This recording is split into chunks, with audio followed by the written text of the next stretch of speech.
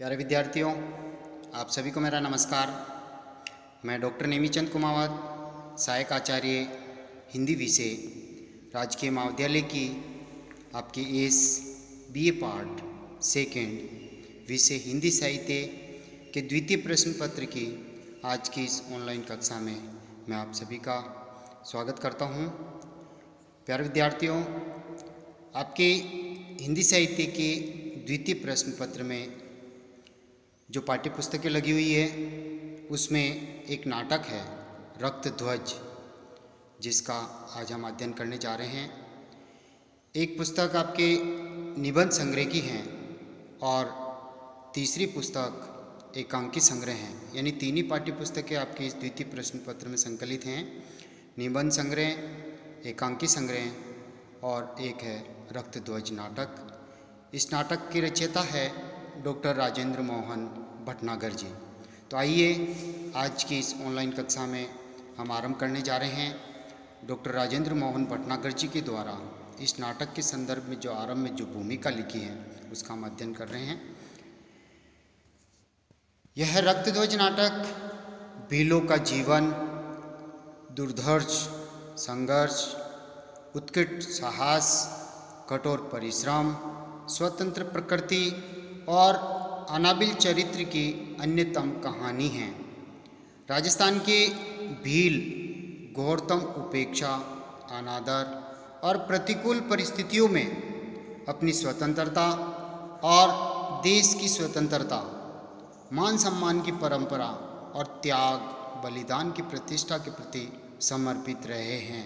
यानी सदैव ही भील जाति एक तरह से अपने देश और स्वयं की जाति के लिए वो आत्म बलिदान की भावना से हमेशा परिपूर्ण रहती थी, समर्पित रहती थी। वे महाराणा प्रताप की अंतरात्मा बनकर अपने होने का साक्ष्य सदैव प्रस्तुत करते रहते थे। वे निर्भीक, कर्मठ और उदात्त ऋषि परंपरा के प्रतीक हैं। उनमें हमारी आदि संस्कृति, सभ्यता, सामाजिक व्यवस्था और धार्मिक मंशा आज भी अक्षुण्ण बनी हुई है। ये कहना अत्युक्ति नहीं होगा कि उनके होने से भारतीय श्वास गंध की अनुभूति होती है। यथार्थ है यों पोलानी टापरी छे, यानी अर्थ है इसका यह उनकी झोंपड़ी है।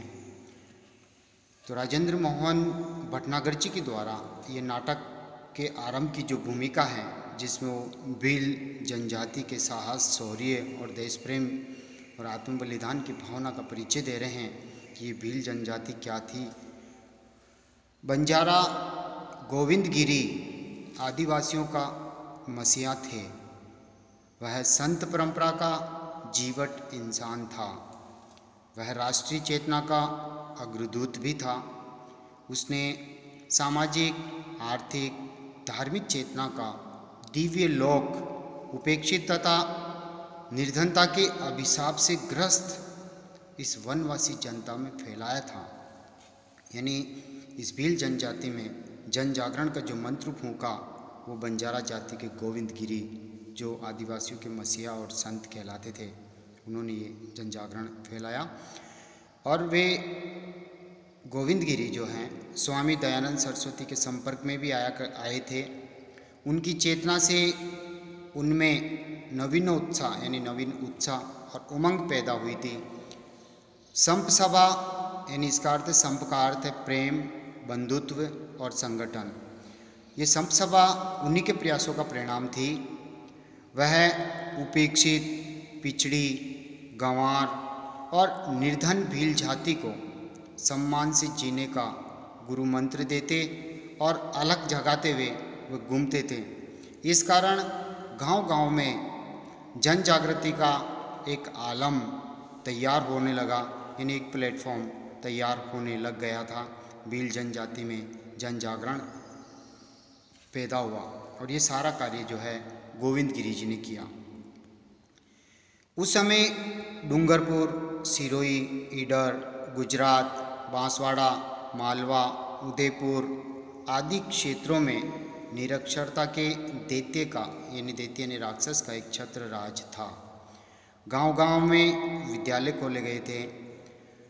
उन्होंने इस मंत्र को समसभा का प्रमुख लक्ष्य भी बना दिया। यानी गोविंद गिरी जी ने, वे भीलों को दयनीय स्थिति से उबारना चाहते थे और उन्हें सम्मान से जीने की प्रेरणा देते थे। उन्होंने शोषण चक्र और बेगारी के घटाटोप से गिरी मानसिकता से इस भील जाति को, इस भील समाज को निकालने का भरसक प्रयास किया था। इस गुलामी से वो बाहर निकालना चाहते थे, इस मानसिकता को तोड़ना चाहते थे। स्वदेशी वस्तुओं के प्रयोग के प्रति उन्होंने एक वातावरण तैयार कर दिया था। यह उनके अथक प्रयत्नों का परिणाम था कि समसभा और भगत आंदोलन से रजवाड़ों और अंग्रेज सत्ताधारियों की नींद हराम होने लगी थी। वे अंदर ही अंदर भील राज्य की स्थापना से भयभीत होने लगे थे। वस्तुतः उसकी ऐसी मंशा कतई नहीं थी, उसकी का तात्पर्य गोविंद गिरी जी की। ऐसा उनके बढ़ते हुए प्रभाव को नष्ट करने के लिए प्रचारित किया गया था। वे अपने इस प्रचार में सफल भी हुए थे। मानगढ़ या मानगढ़िया का जबरदस्त नरसंहार कांड कदापि विस्मृत नहीं किया जा सकता, यानी इसे भुलाया नहीं जा सकता। जलियांवाला बाग हत्याकांड से भी भीषण ये कांड हुआ था, जिसे मानगढ़िया या मानगढ़ पहाड़ी पर होने के कारण इसे मानगढ़िया का जबरदस्त नरसंहार कांड कहते हैं। उस समय अंग्रेज सत्ताधिकारी कर्नल छटन ने निहत्थे भीलवासियों पर अंधाधुंध गोलियां चलवा दी थी। देखते ही देखते सहस्रों भील वहीं ढेर हो गए थे। परंतु जो यज्ञ हो रहा था वह यथावत चलता रहा था। किसी ने भी उसका प्रतिकार नहीं किया था और न किसी ने वारू ढोल ही बजाया था। वारू यानी भीलों को एक तरह से संकट की सूचना देने का जो तरीके का जो ढोल है वह भी नहीं बजाया गया। अचानक 1500 से अधिक भील मारे गए थे, नरसंहार हो गया था और सहस्रों भील घायल हो गए थे। पर क्यों? यह अधिकार उन्हें किसने दिया था? क्यों उन्होंने मशीन गन का प्रयोग किया था? मानगढ़ अनायास ही जलियांवाला बाग की याद ताज़ा करा जाता है। तब भी अंग्रेजों ने निहत्थी भील पर अंधाधुंध गोलियों की वर्षा की थी। 15,000 से 20,000 तक लोग वहाँ इकट्ठे हुए थे। उनमें से 379 भील मारे गए थे। इतिहासकारों के अनुसार मदन मोहन मालवीय ने मरने वालों की संख्या 1,000 से अधिक बताई थी, जबकि मानगढ़ में तो 1500 से अधिक भील मारे गए थे। इतना भयावह कांड हो गया था, लेकिन सब चुप रहे थे। फलतः उसे आज तक जलियांवाला कांड का दर्जा भी नहीं दिया जा सका। आदिवासी स्व चेतना का अलग जगाने हेतु एकत्र हुए थे। उनके मन में शुद्ध धार्मिक वृत्ति थी, अपूर्व शांति थी। वह अपमानित, शोषित और उपेक्षित जीवन से छुटकारा पाने का प्रयत्न कर रहे थे। वह अन्याय और अत्याचार का मुकाबला साहस, धैर्य और अहिंसा से करने का अभ्यास कर रहे थे। उनमें जीने की ललक जगमगा उठी थी। वे चोरी करना, मांस खाना और शराब पीना छोड़ रहे थे। वे कर्मठ और नेक इंसान बनकर जीवन जीना चाहते थे।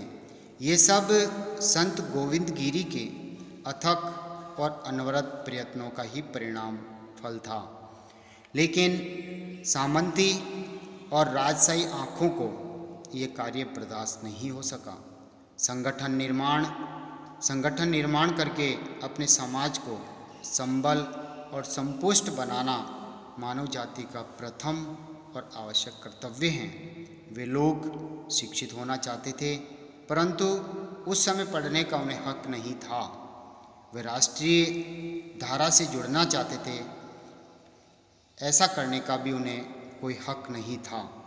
मुझे यहाँ लेखक कह रहे हैं, मुझे उपर्युक्त कारणों से बारंबार ये सोचना पड़ा कि मैं उनके इस अभूतपूर्व बलिदान को संप्रेषित करूं। वे हिंसा करने के लिए बलवान नहीं होना चाहते थे, वे तो अन्याय, अत्याचार, शोषण, हिंसा आदि दुष्प्रवृत्तियों को रोकने के लिए अपने को संबल बनाना चाहते थे। यही उनका सबसे बड़ा अपराध था।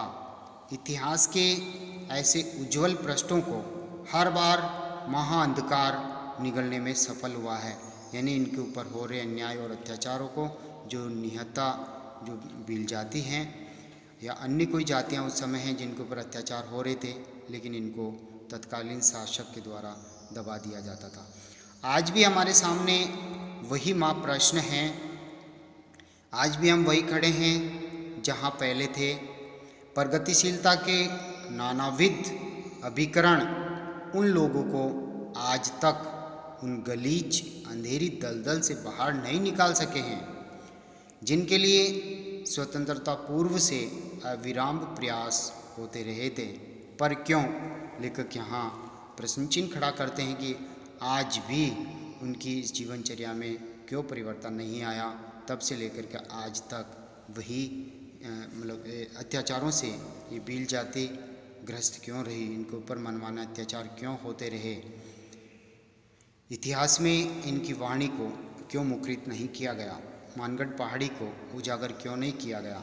देखिए आगे, आज यही अभीष्ट है कि हम किसी चौराहे को पार करने से पहले अपनी दिशा सुनिश्चित कर लें कि हमें किधर जाना है और क्यों। हर बार सामंतशाही और औपनिवेशिक प्रवृत्तियों ने उगलते सूरज की संभावनाओं को भ्रूण हत्या करने के लिए विवश किया है।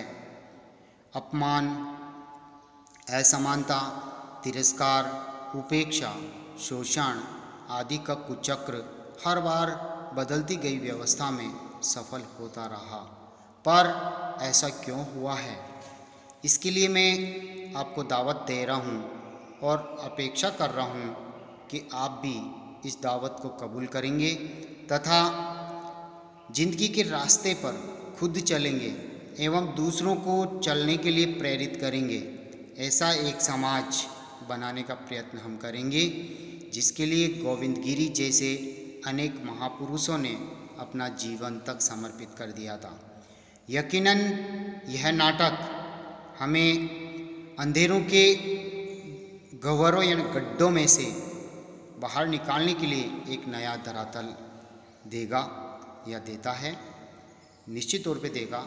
यह नाटक मंचन की यानी रंगमंच पर इसको मंचन करने की जो तमाम सहूलियतों को लिए हुए हैं, इसके लिए किसी विशेष तैयारी की ज़रूरत नहीं है, सिवाय पात्रों की मानसिकता को जज्ब कर उसे अपने से अभिव्यक्त करने के।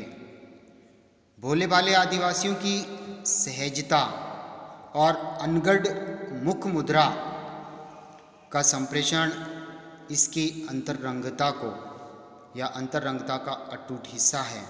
इसके लिए नाटक की ज़रूरत कतई नहीं है, क्योंकि नाटक जीवन की शैली और आत्मा की कशिश लिए हुए हैं। इसे खुले और नुक्कड़ मंच से भी बखूबी प्रस्तुत किया जा सकता है।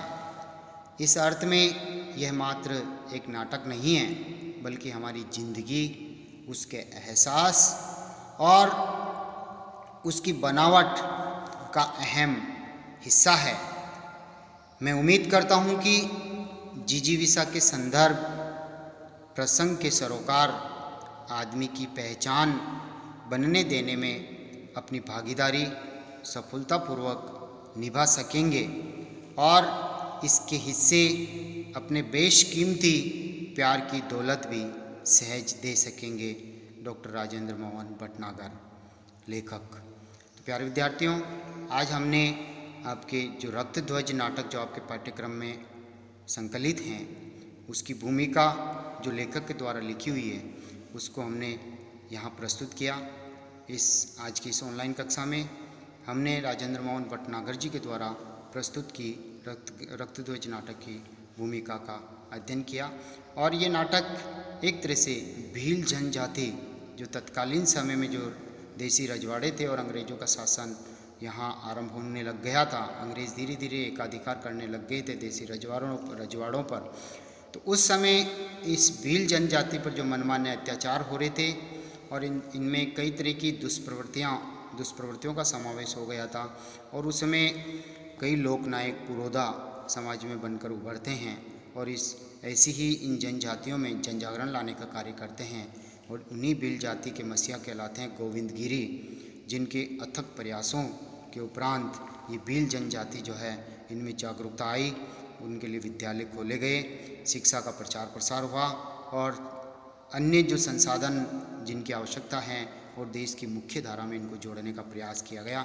लेकिन तत्कालीन जो सरकार होती है वो इन मतलब जो पुरोधा समाज के जो लोकनायक पुरोधा बनकर के जो आते हैं, लोक कल्याणकारी कार्य करने वाले जो आते हैं, वो एक तरह से अपने रास्ते का कांटा समझते हैं। इसलिए उनको कई तरह के मनमाने आरोप उनके ऊपर लगा करके उनको अपने रास्ते से हटाने का प्रयास करते हैं। और ऐसा ही गोविंद गिरी जी को बंदी बना करके इनको जेल में डाला गया ताकि जो जनजागरण है अंग्रेज़ों के खिलाफ वह रुक जाए। और इसी तरह से देसी रजवाड़े और अंग्रेज़ों के बीच में भी जो मनमुटाव हैं वो भी इस नाटक में बखूबी उभर करके आता है। तो प्यारे विद्यार्थियों, आज की इस ऑनलाइन कक्षा को यहीं समाप्त करते हैं और अगली जो ऑनलाइन कक्षा है वो ऑनलाइन कक्षा हम इसी रक्तध्वज नाटक पर हम आरंभ करेंगे।